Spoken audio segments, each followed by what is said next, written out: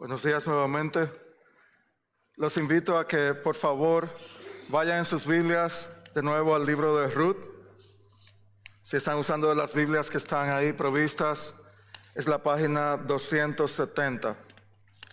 Hoy vamos a estar concentrados en el capítulo 2 o en la segunda escena de esta historia de redención que estamos viendo en el libro de Ruth. Así que vamos a orar. Señor, te damos gracias de nuevo por tu gracia y tu bondad con nosotros. Gracias, Señor, porque hoy nos traes aquí. Gracias, Señor, porque nada ocurre por coincidencia. Y tú sabes por qué nos has traído a este lugar hoy a escuchar tu palabra. Y te pido, Señor, que sea un tiempo donde tú nos hables, tú nos confrontes, nos confortes y nos muestres la gracia asombrosa que solamente existe en nuestro Señor Jesucristo. Te presentamos en este tiempo confiando en que tú actúas en medio nuestro. En el nombre de Jesús, amén. Yo creo que no importa si ganamos o perdimos la semana pasada. De verdad que como familia, por lo menos en el caso de nosotros, disfrutamos el Mundial de Fútbol muchísimo. Mirábamos todos los juegos con nuestros hijos y fue un tiempo muy bonito como familia. Pero mis hijos específicamente, y yo creo que muchas personas más, se convirtieron en fanáticos de una selección que yo creo que nadie esperaba, de un país que se llama Cabo Verde. No sé si les pasó a ustedes también. Y principalmente el mundo apreció al portero de esa selección, un hombre de 40 años que se llama Vozinha. No sé si lo pronuncié bien, pero me perdonan después.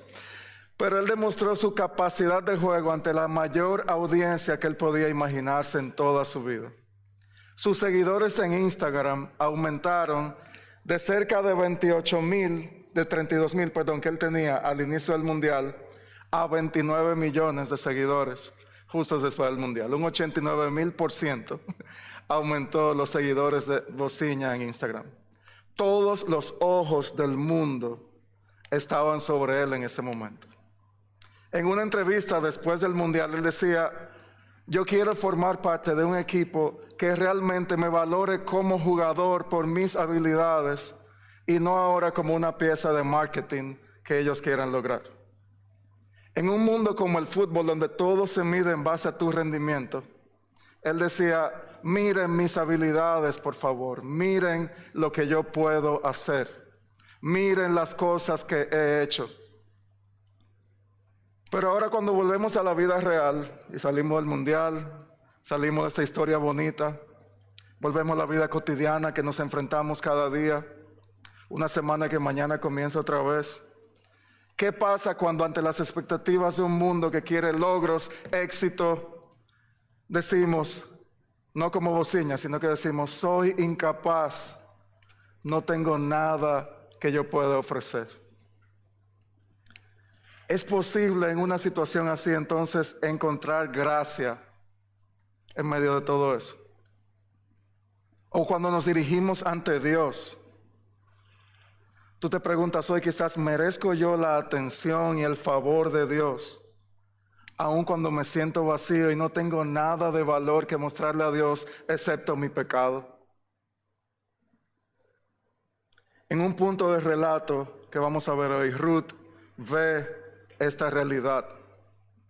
Y Ruth, ante toda esta situación de vacío, ella dijo: saldré en pos de aquel a cuyos ojos yo halle favor, yo halle gracia.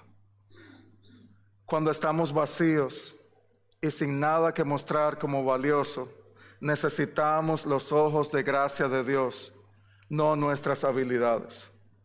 Que es lo que estamos viendo constantemente en esa historia de Ruth, con esa gran idea que conecta toda la serie. Dios muestra su favor en medio de nuestras circunstancias para cumplir sus planes. Pero a veces es difícil cuando necesitamos que alguien nos mire. Cuando nos sentimos así derrotados, cuando sentimos que no tenemos nada que traer a la mesa. Necesitamos ojos de gracia, necesitamos esto y no nuestras habilidades. Necesitamos esperanza y no autosuficiencia. Pero de nuevo viene la pregunta que nos trae el pasaje de hoy. ¿Será posible entonces pasar de estar vacíos y sin nada que ofrecer a estar llenos y con esperanza? ¿Será posible esto de alguna forma para el ser humano en su día a día cuando se tiene que enfrentar a todo esto? Veamos lo que dice Ruth capítulo 2. Comienza el verso 1, seguimos con nuestra historia y dice: Noemí tenía un pariente de su marido, un hombre de mucha riqueza de la familia de Elimelech, el cual se llamaba Boz. Yo creo que a veces uno olvida que en las historias hay un personaje que se llama el narrador o el escritor, el que está contando la historia. Y aquí en el verso 1 simplemente tenemos un comentario del narrador que parecería trivial. Al final del capítulo 1 ya él nos había dicho y se iniciaba la siega de cebada. Ahora al inicio del capítulo 2 él sigue dando como pistas de algo va a pasar. Y oigan lo que él dice, simplemente hay un hombre que les voy a introducir ahora, pero no ha pasado nada con él todavía, se llama Boz, y él lo define como un hombre rico. En otra versión dice un hombre virtuoso, digno de excelencia, un hombre de carácter noble, que también nos da un pequeño dato, que era familia de Elimelech. ¿Se recuerdan Elimelech? El esposo de Noemí que había fallecido. Simplemente el narrador nos deja con este dato, que parece trivial, pero es una pista de redención de lo que Dios va a comenzar a hacer a través de esta historia. Pero no me voy a adelantar, les prometo eso. Sigue el verso 2. Y Ruth la moabita dijo a Noemí: te ruego que me dejes ir al campo a recoger espigas en pos de aquel a cuyos ojos halle gracia. Y ella le respondió: ve, hija mía. Otra vez inicia el diálogo entre Ruth y Noemí. Ruth no se queda de brazos cruzados en la casa con la mara amarga de Noemí, escuchándola todo el día contando de cómo las cosas eran antes. Ella no se queda de brazos cruzados viendo que ya el narrador nos ha dicho se inicia la época de la siega, en la ciudad había movimiento. Le dice: suegra, por favor, déjeme ir a recoger las espigas en el campo de alguien que me muestre gracia. Qué interesante, ella lo repite varias veces en este capítulo. Aquel a cuyos ojos halle gracia. Aquel a cuyos ojos halle gracia. Que es la primera pregunta que nos planteamos hoy. ¿Habrá gracia para mí? Comencemos a aplicarlo en nuestra historia. ¿Habrá gracia para mí? Era quizás lo que Ruth se estaba preguntando en ese momento también. Ella parece conocer lo que la ley de Dios preveía en cuanto a la cosecha en el campo. En Levítico 19 se hablaba de la ley del Señor, donde Él le decía: dejen los bordes y las esquinas.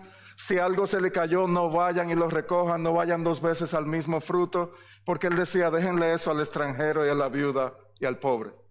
Pero miren también lo que dice en Deuteronomio 24, la ley al pueblo, ¿entienden? Cuando estés juntando la cosecha y olvides un atado de grano en el campo, no regreses a buscarlo. Déjalo allí para los extranjeros, los huérfanos y las viudas. Entonces el Señor tu Dios te bendecirá en todo lo que hagas.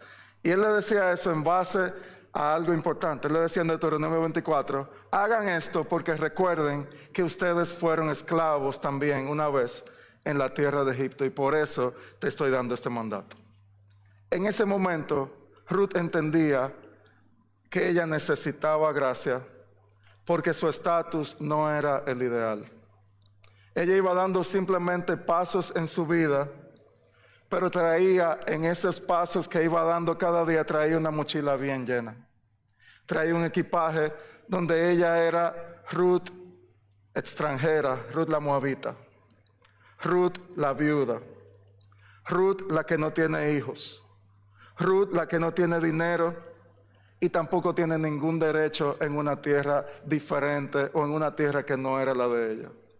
Y además, como ya dijimos, era el tiempo de los jueces donde las personas hacían lo que bien le parecían. Podía haber algo prescrito en la ley, pero podía haber personas dueños de esos campos que no estaban dispuestos a cumplir esos aspectos de la ley, incluso de ayudar a otras personas. Hallará Ruth gracia en medio de todo esto. Dice el verso 3 que partió pues, espigó en el campo en pos de segadores. y fue a la parte del campo que pertenecía a Booz, que era de la familia de Elimelech. En una versión dice, y por casualidad llegó Ruth al campo de Elimelech. Ok, nosotros hoy tenemos la ventaja de que tenemos la historia completa en la mano. Y yo sé que algunos de ustedes ya se adelantaron y vieron el resto de la historia de hoy. Pero la idea es que Ruth iba dando pasos sin saber necesariamente que ella estaba entrando en el campo del familiar de Noemí, que resultaría ser el gran redentor que ellos han estado esperando. Muchas veces nosotros damos pasos así en nuestras vidas también, que parecen coincidencias. Que Dios me trajo aquí en un día donde los truenos estaban sonando durísimo a las 10 de la mañana, y yo estoy aquí hoy. Que alguien me invitó y hace mucho que yo no escuchaba. Pareciera una coincidencia que yo esté donde estoy hoy en mi vida. No. Fue ahí, o Dios la llevó ahí. Es una muestra de nuevo de esa mano silenciosa de Dios, donde la lleva al campo, que ya el narrador nos ha dicho, el campo de Booz. Verso 4, llega el personaje ya de Booz. Vino Booz de Belén, llegó ante sus segadores, los saludó, le dijo Dios les bendiga, con esa actitud de un hombre de carácter noble. Y verso 5, hay algo que él acababa de notar. Yo me lo imagino llegando a la hora de almuerzo a la cafetería de la siega de cebada y mira a todos sus empleados y le pregunta, ¿quién es esa joven que está ahí? ¿De quién es esta joven? Y el siervo a cargo de los segadores respondió en el verso 6, es la joven moabita que volvió con Noemí de la tierra de Moab. Y ella me dijo, te ruego que me dejes espigar y recoger tras los segadores entre las gavillas. Y vino y ha permanecido desde la mañana hasta ahora. Solo se ha sentado en la casa por un momento. El capataz, se fijan cómo describía a Noemí, a Ruth, perdón, la moabita. Y para si no hay dudas, la moabita que vino de Moab. No es una moabita de segunda generación que nació en Belén, no, es la moabita que vino de allá. Que le había rogado que le permitiera recoger espigas. Era conocida como la moabita, alguien que estaba fuera de lo normal, alguien que era extraña a todo lo que el pueblo en ese momento era. Qué carga más pesada de llevar. Yo creo que nosotros como inmigrantes también la sentimos. Luis el dominicano, Luis el hispano que trabaja en una empresa, que el acento lo delata y las costumbres lo gritan a veces antes que él. ¿Vieron aquí lo que se sentía para Ruth, el peso de llevar eso? Y ella se preguntaba, ¿hallaré yo gracia en medio de todo lo que ha sido mi vida hasta este punto? Y quizás es la pregunta que tú también te estás haciendo hoy. ¿Hallaré yo gracia delante de Dios y delante de otros cuando ellos no saben mi pasado? O cuando ellos no saben las cosas que yo he hecho. O cuando ellos no saben los pensamientos de mi corazón. Y por mi propia experiencia se lo puedo decir lo difícil que es levantarme y actuar cuando las cosas van en contra de mí en un momento de mi vida. Ya sea por mi pecado o ya sea por mis circunstancias. El despertador en la mañana suena más molestoso. No sé si ustedes lo ven así. El despertador más que nunca suena más temprano, pareciera. Mis limitaciones se vuelven más grandes de lo que yo pensaba. Pero lo que vimos de Ruth en el capítulo 1, cuando ella le decía, tu pueblo será tu pueblo y tu Dios será mi Dios, está en despliegue otra vez. La que tenía la situación que parecía imposible en contra de todos los pronósticos humanos, estaba actuando en fe y acción. Tomó el paso de tener certeza, y lo ha venido haciendo una y otra vez en la historia. Está dando pasos certeros, aun cuando las circunstancias no te dan esa certeza. Tomó el paso confiando en que Dios proveería. Le rogó a Noemí que ella quería salir. Había entendido lo que la ley decía. Le rogó al encargado que le permitiera recoger. Trabajó con diligencia. Rogaba constantemente para actuar, mientras todavía se preguntaba si hallaría gracia. Porque ¿saben por qué? Dios estaba actuando en medio del actuar de Ruth también. Iglesia, que esta pregunta de si hallaremos gracia o si no hallaremos gracia, no nos lleve a una paralización incrédula en la cueva del dolor, donde nos quedamos ahí encuevados, simplemente paralizados, esperando que las circunstancias mejoren para después salir. Podemos accionar con verdadera fe, confiando en que de acuerdo a su plan perfecto, Dios está al mando. ¿Qué me enseña esta pregunta de si habrá gracia para mí? Que yo realmente necesito gracia. Ruth lo entendió ese día y tú también y yo lo podemos entender hoy. Necesitamos gracia, necesitamos ayuda, pero también necesitamos actuar confiando en que únicamente Dios es quien provee esa ayuda. Hallar gracia requiere reconocer necesidad. Hallar gracia requiere reconocer que estoy en necesidad. Una persona en necesidad aquí en este relato, alguien que observa que Ruth está en necesidad. ¿Ya vieron cómo se va mostrando de nuevo la mano de Dios? Vos notó inmediatamente, aunque no sé si fue el amor a primera vista, después que vamos a ver en la historia, pero Ruth comenzó a notar a Ruth, vos comenzó a notar a Ruth en medio de todos estos segadores. Pero sigamos viendo la historia. Aquí el diálogo cambia. No es simplemente hablando con el capataz. Ahora él va a hablar directamente a Ruth. Y le dice, verso 8, oye, hija mía. ¿Vieron la forma en que la llama ya? No vayas a espigar a otro campo. Tampoco pases de aquí, sino quédate con mis criadas. Fíjate en el campo donde ellas ciegan y síguelas, pues he ordenado a los siervos que no te molesten. Cuando tengas sed, ve a las vasijas y bebe del agua que sacan los siervos. Aquí inicia el diálogo tan interesante entre vos y Ruth, quien ahora le dirige la palabra y empieza el gran derroche de gracia de este hombre de noble carácter que el narrador nos presentó. Él le comienza diciendo, hija mía, no vayas a otro campo. Se acabó el tiempo de seguir buscando. No vayas a otro campo. Quédate con mis criadas. Síguelas a ellas. Haz lo que ellas hagan. Ruth, has llegado a casa. Ruth, tienes trabajo seguro y sobre todo te estoy proveyendo la estabilidad que tú tanto andas buscando. A mis siervos, ¿qué les digo? No la molesten. Parece que incluso después vamos a ver que él tomó una conversación con ellos y les dio mucho más instrucciones todavía. No la molesten, estarás protegida. Quizás decía un comentarista, la primera política anti-acoso sexual que se puede ver aquí está en el libro de Ruth, donde él le decía a esta mujer vulnerable en medio de un ambiente donde hay hombres trabajando en el campo, él le dijo a ella, ellos no te molestarán tampoco. Y otro dato interesante aquí, él le decía, bebe de las vasijas. En esa cultura las mujeres usualmente y los extranjeros sacaban el agua para los otros. Pero aquí él ya le dice, del agua que ya ha sido sacada, del agua que es de nuestra familia, bebe de esa vasija. No tienes que sacar el agua como usualmente lo hacen otros. Y él usa en ese momento su autoridad para darle a Ruth dignidad, valor y honor. Ruth salió esa mañana en la misión imposible de decir, hallaré gracia. Alguien pondrá sus ojos de gracia sobre mí. ¿Y saben qué ella encontró por la obra de Dios?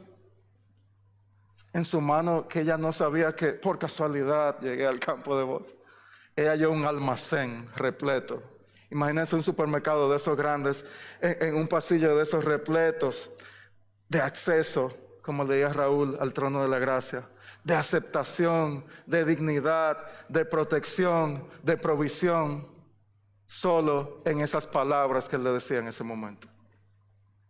Parece que lo que Ruth había dicho de tu Dios será mi Dios, es ahora experimentado a través de la bondad que estaba recibiendo de parte de vos. ¿Y cómo responde Ruth en este diálogo? Verso 10. ¿Qué hizo ella? Cuando está viendo ese almacén de gracia, ella solamente bajó su rostro, se postró en tierra y le dijo, ¿por qué he hallado gracia ante sus ojos? Para que se fije en mí siendo yo extranjero? La respuesta ante la gracia recibida, ¿por qué a mí? Interesante. Muchas veces es muy fácil preguntar en la prueba y en medio de la amargura, ¿por qué a mí? Pero Ruth en medio de tanta gracia dice, ¿por qué a mí? ¿Por qué yo? Si la primera pregunta es, ¿hallaré gracia? La próxima pregunta es, cuando la recibimos, ¿merezco yo esta gracia?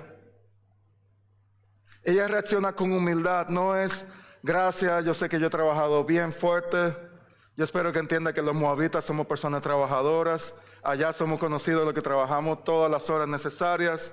No, Ruth sigue dando cátedras de teología aplicada.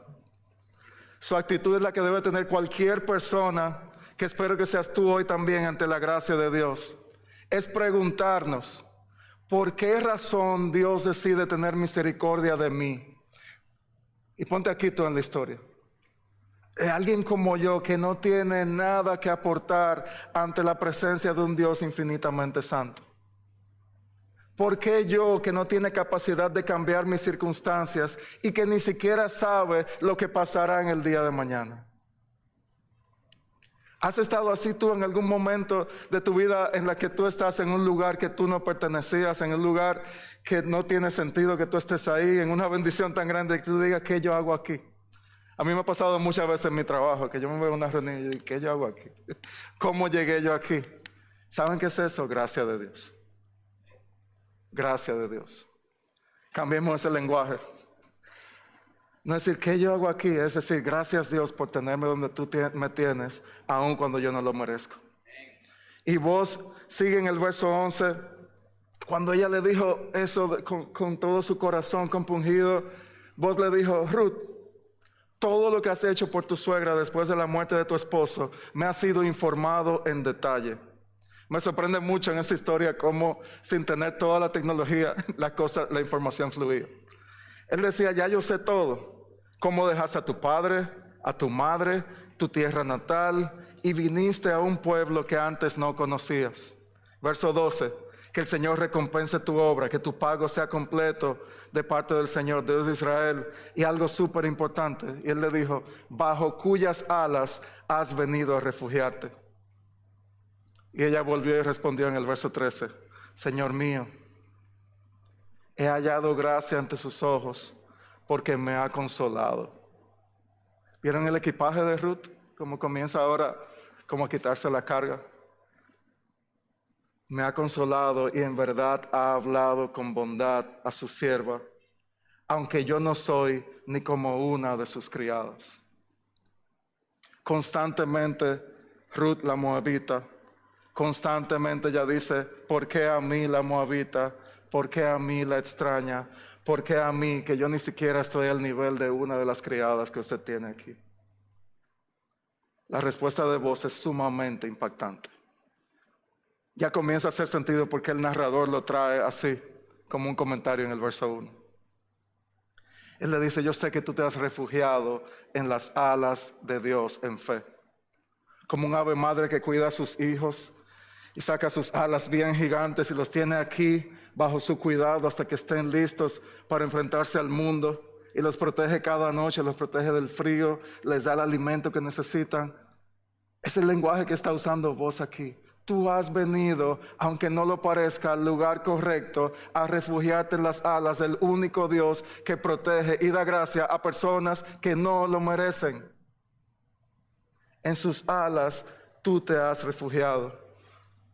Es un lenguaje de pacto. Tú has hecho pacto con el Dios verdadero.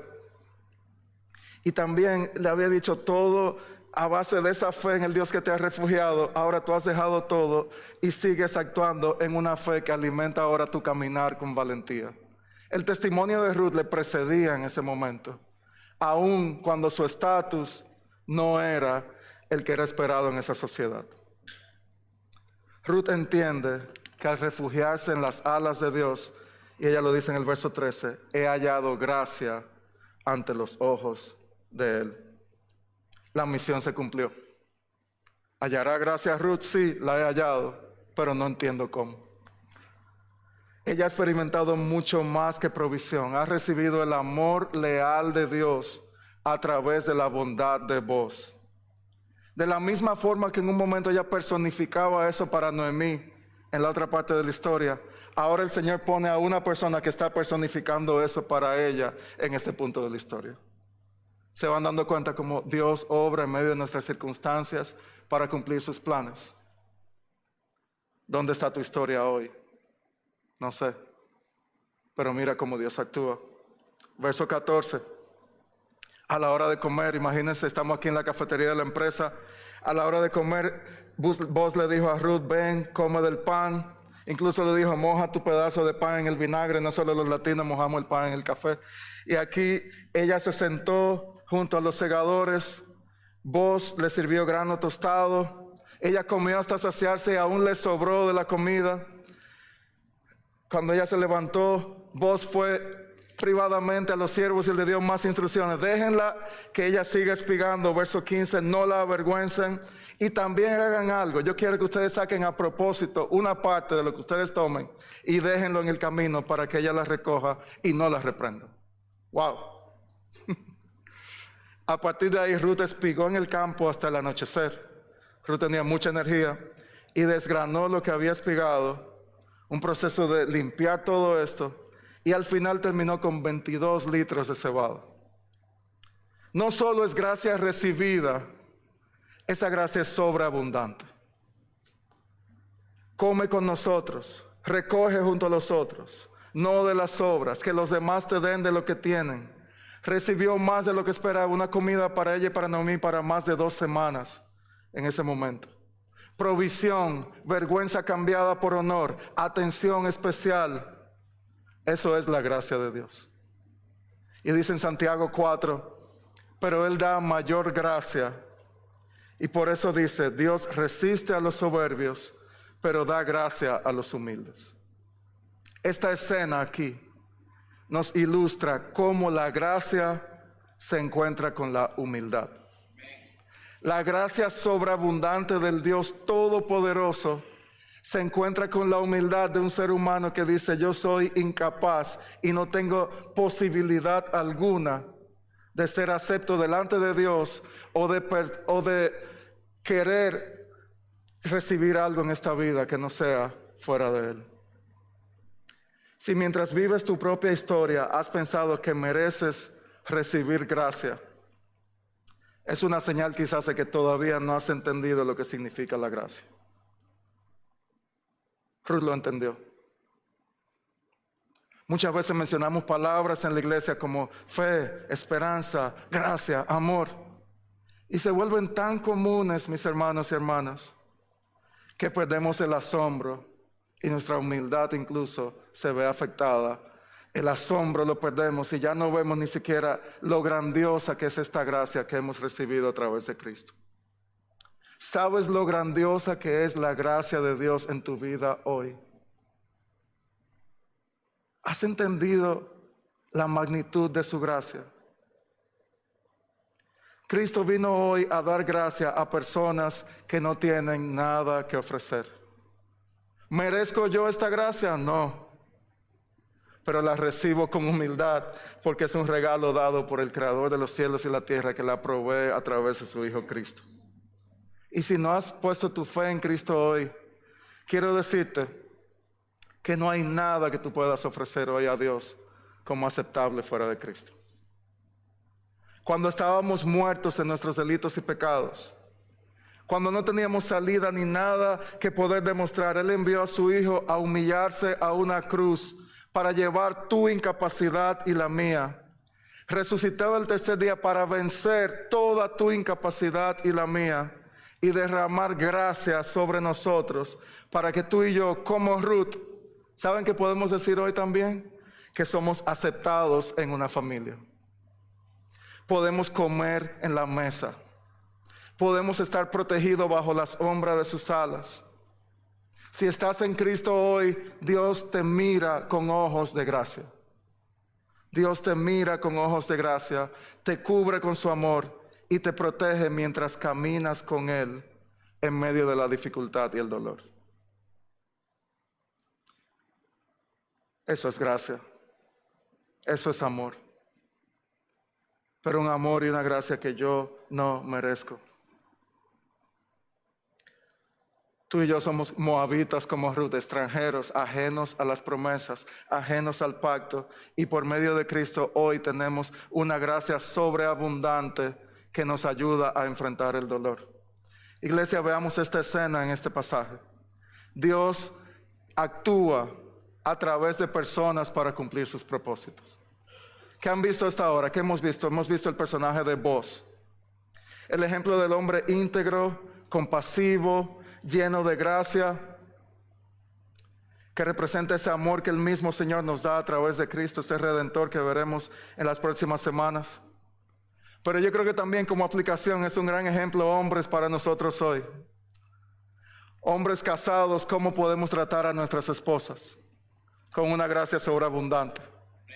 Hombres solteros, miren el ejemplo de Boaz, cómo se conquista a una mujer de acuerdo al plan de Dios y mostrando que la fortaleza no se hace con hablando palabras a un alto volumen y con frases que suenen bonitas, no. Se hace con sacrificio, se hace con lealtad y se hace con acciones claras que demuestran que amamos a las demás. Hombres líderes en su trabajo, hombres con ojos abiertos de gracia. Pero también vemos a una Ruth con una fe en acción que sabía que necesitaba ayuda, sabía que necesitaba gracia y confiaba en que Dios mostraría gracia al mismo tiempo que cada día de su vida le tocaba animar a una persona amarga en su casa. Imagínense lo que es pasarse el día en los campos de cebada y llegar en la noche a tener que lidiar a una persona amarga. Pero también podemos ver a otros, que era un dato que me llamó mucho la atención mientras leía, cuando Boaz le dio la instrucción a aquellos, dejen algo en el camino para ella también. Hay otros que también dejaban espigas en el camino para ser de bendición. Hay personas que quizás recuerdas hoy en tu vida y te están llegando a la mente ahora, que han sido sus instrumentos de gracia en medio del campo de cebada de tu vida, donde Dios los ha puesto simplemente para dar gracia. Esa persona que puso esa espiga ahí con el mensaje del Evangelio. Esa persona que puso esa espiga ahí para darte ánimo en un día de dificultad. Pero ¿sabes qué? Te pregunto hoy, ¿quién necesita hoy que tú le dejes esas espigas de gracia en el camino? La historia de quién Dios puede usarte a ti para impactar hoy. Así que no podemos tomar la gracia como algo trivial. Es algo que nos debe asombrar. Es algo que nos debe, como Ruth, llevar al suelo en adoración y alejarnos de un individualismo incrédulo y frío con el que muchas veces vivimos cuando esas verdades ya no tienen impacto en nuestras vidas. ¿Hallará gracia Ruth? Sí, la halló. ¿Merecía Ruth esa gracia? No, pero Dios se la dio. Y ahora viene el regreso a casa, al final de ese día. Salió Ruth completamente vacía y quizás con una carga emocional bien grande. Pero ahora se va de vuelta, yo no sé cómo ella pudo cargarla, pero se iba de vuelta con 22 libras y lo que sobró del almuerzo en la mano, de vuelta a su casa. Y miren cómo sigue la historia, verso 18. Ella lo tomó y fue a la ciudad. Su suegra vio lo que había recogido. Ruth sacó también lo que le había sobrado después de haberse saciado y se lo dio a Noemí. Y su suegra le dijo, ¿dónde espigaste y dónde trabajaste hoy? Bendito sea aquel que se fijó en ti. Y ella le dijo en el verso 19 al final, ¿quién fue? Ella le dijo, ese hombre con quien yo trabajé hoy se llama Boaz. Y aquí yo me imagino que hubo una pausa en esa conversación. Verso 20, Noemí dijo a su nuera, sea él bendito del Señor, porque no ha rehusado su bondad, Gesed, ni a los vivos ni a los muertos. Y le dijo también Noemí, el hombre es nuestro pariente, es uno de nuestros parientes más cercanos. El comentario del narrador ahora comienza a hacer más y más sentido cada vez. Regresa a Ruth, el verso 18 dice que la suegra la vio. Hasta ese momento Noemí ha estado completamente cegada por la amargura, donde ella no está viendo la mano de Dios obrando, pero 22 libras de cebada le abrieron los ojos. Aquí ella está viendo, oh, ¿qué pasó aquí? Yo no esperaba que la moabita iba a poder hacer algo como esto. Ruth halló gracia. Todas esas cosas estaban en la mente de Noemí. ¿Será esto posible? Y Noemí pregunta más detalles. Yo me la imagino, pero Ruth, dime dónde, cómo, quién fue. Explícame. No la dejó sentarse bien a Ruth. Y Ruth revela algo que trae esa información a la mesa. El hombre se llama Boaz. Y cuando ella oyó ese nombre, su teología comenzó a cambiar también. La gracia de Dios experimentada, ¿saben que trae en la vida nuestra esperanza? Por primera vez en este relato, la mara amarga se está endulzando un poquito cuando experimenta la gracia de Dios. La que antes decía, el Todopoderoso me ha afligido y está en contra mía, ahora decía, ese hombre es bendito del Señor. Ruth, ese es uno, dice en otra versión, de nuestros redentores. Ruth, por fin hay esperanza. Dios parece que está haciendo algo de verdad, aunque yo no lo creía. No solo estaban recibiendo provisión de mucha comida y protección para Ruth, estaban ahora en sus bocas con un nuevo lenguaje. Hay un redentor en nuestras vidas.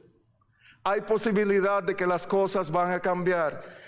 Me imagino como en esa casa en la que quizás solo se escuchaban lamentos y quejas, ahora se puso una musiquita, ahora había gozo, ahora se compartía, ahora se decía, mi Redentor vive. ¿Te recuerdas Ruth? ¿Te recuerdas Noemí, lo que decía el libro de Job? Yo sé que mi Redentor vive y un día Él me levantará. Estoy viendo que Dios actúa de forma misteriosa.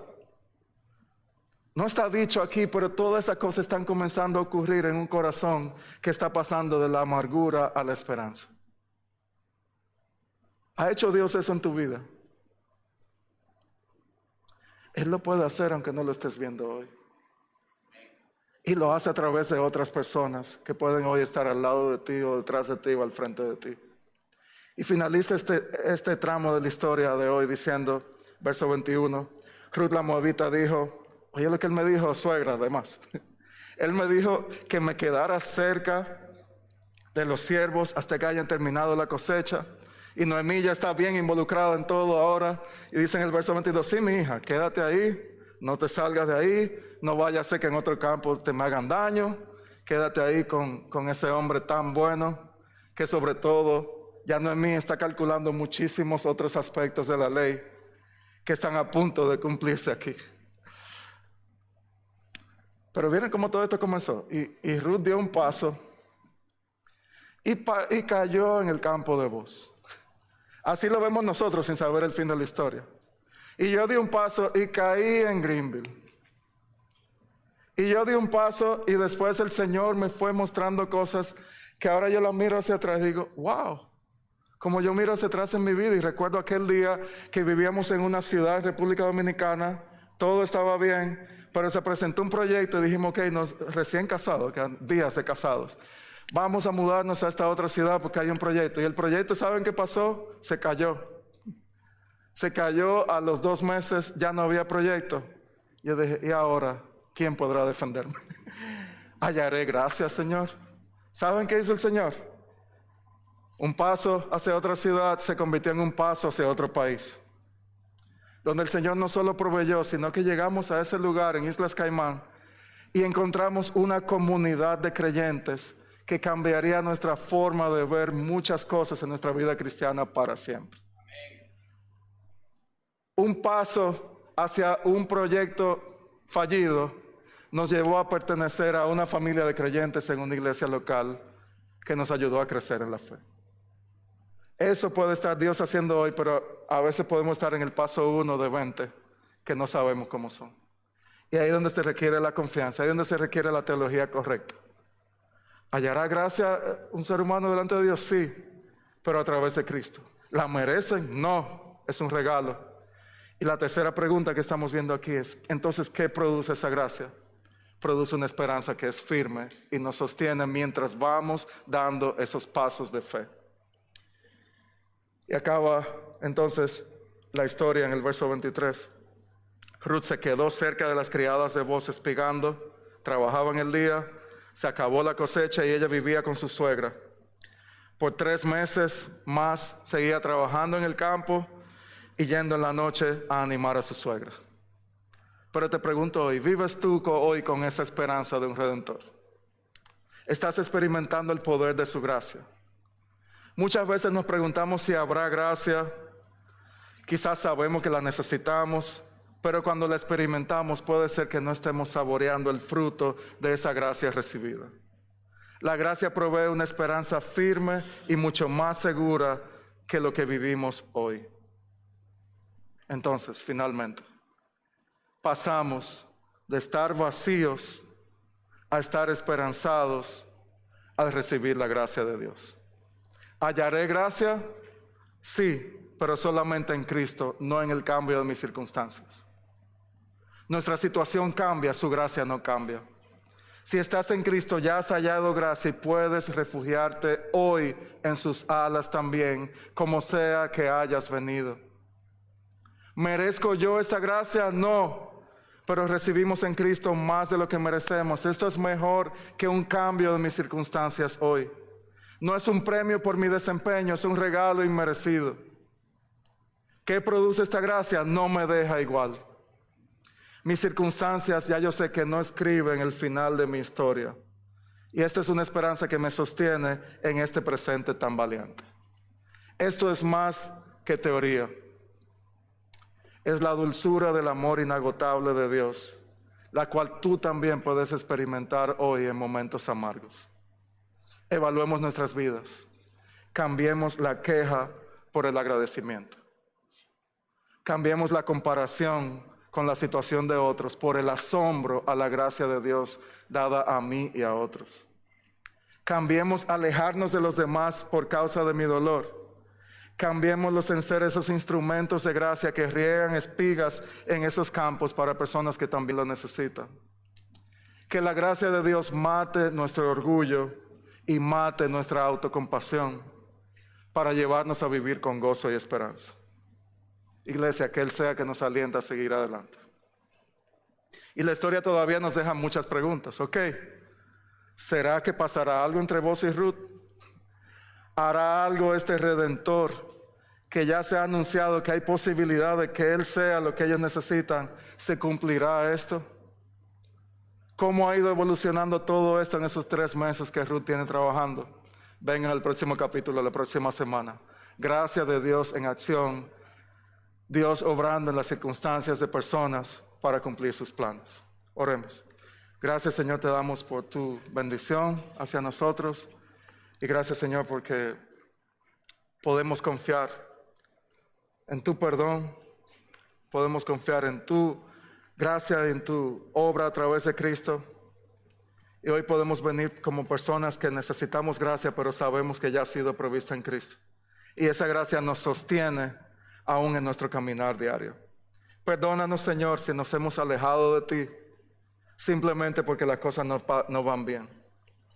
Perdónanos, Señor, si hemos mostrado una amargura que deshonra tu nombre.